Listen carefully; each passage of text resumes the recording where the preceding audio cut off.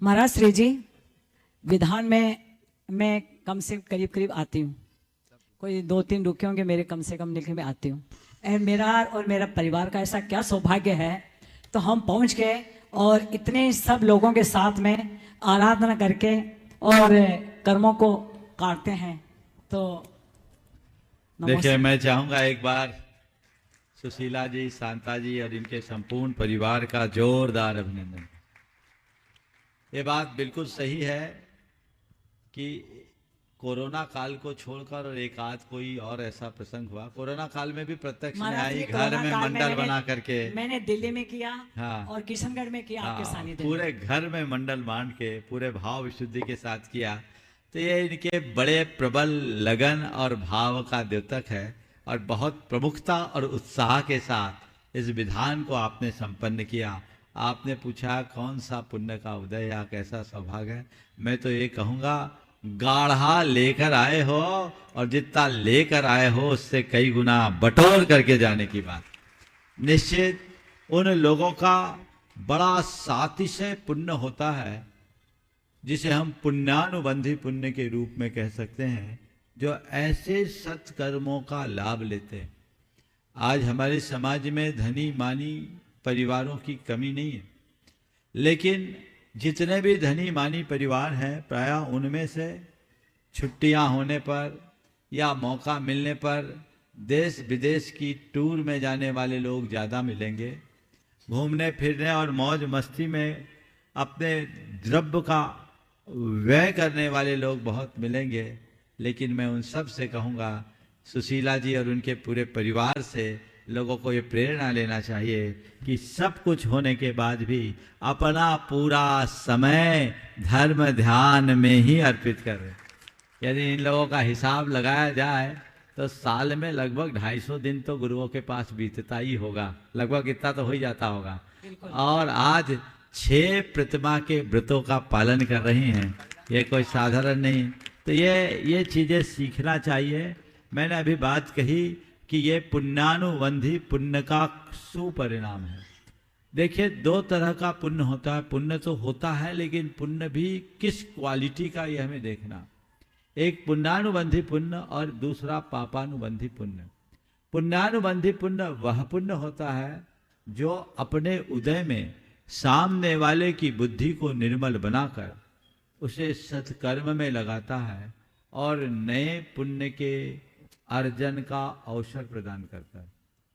जो अपने उदय में व्यक्ति की बुद्धि को निर्मल बनाए और नए पुण्य के अर्जन का अवसर प्रदान करे, उसका नाम पुण्यानुबंधी पुण्य है।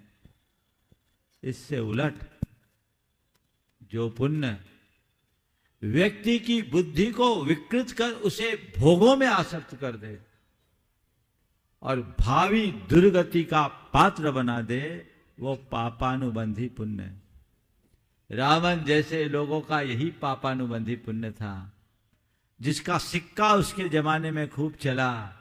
लेकिन आज 1 लाख पूत 1.25 लाख नाती, ता रावण घर दिया न बाती।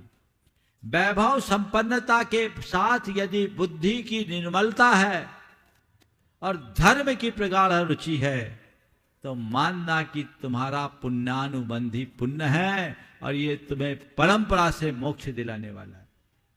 और इसकी जगह यदि तुम्हारी बुद्धि उल्टी चल रही है, तुम्हारी बुद्धि भोगों में आसक्त है, पापों में अनुरक्ति है, तो मान करके चलना कि तुम्हारा तीव्र पापानुबंधी पुण्य। पुण्य तो तीव्र है, लेकिन कौन सा पुण्य है? पापानुबंधी पुण्य है, जो एक दिन छीन होगा और तुम्हें दुर्गति का पात्र बनाएगा। अब इसमें एक बार और जोड़ दूं कि ये पुण्यानुबंधी पुण्य आता कहां से और पापानुबंधी पुण्य आता कहां से? दोनों पुण्य सद अनुष्ठानों से ही आता है।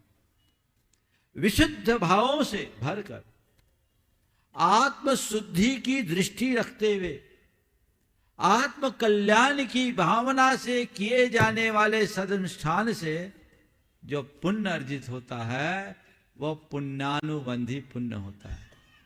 जैसे दूसरे शब्दों में कहूं तो सम्यक दृष्टि जो पुण्य अर्जित करता है, वो पुण्यानुबंधी पुण्य अर्जित करता है। इसे ही सातिशय पुण्य कहते हैं।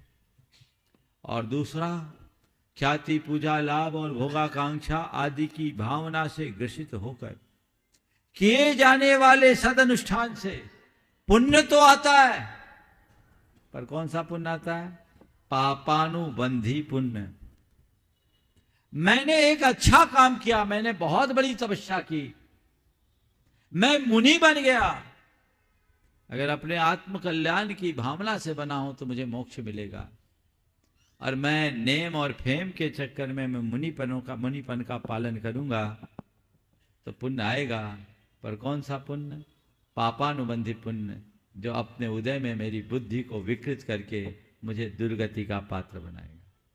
ये जब एक मुनि के साथ हो सकता है तो तुम सामान्य जन कहां लगते हो? इसलिए हमेशा आत्मदृष्टि से भरकर के धर्म का काम करो, जिससे हम आवागमन के चक्र से सदा सदा के लिए मुक्त हो सके। प्राय लोग आत्ममुग्धता में जीते हैं, अच्छा कर्म करके भी उसका अच्छा परिणाम नहीं पाते। हमें चाहिए कि हम अच्छा कर्म भी करें और उसका अच्छा परिणाम भी पाएं।